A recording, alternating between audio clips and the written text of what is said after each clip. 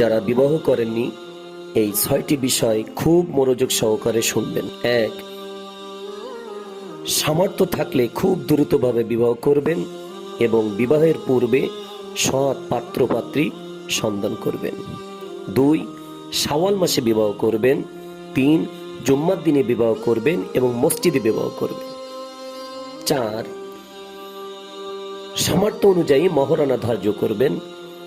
5, উভয়ে এই দোয়াটি পড়বেন, বারাকাল্লাহু লাকা ওয়া বারাকাল্লাহু আলাইকা ওয়া জামাআ বাইনাকুমা ফি খায়রিন, অথবা বারাকাল্লাহু আলাইকা। 6,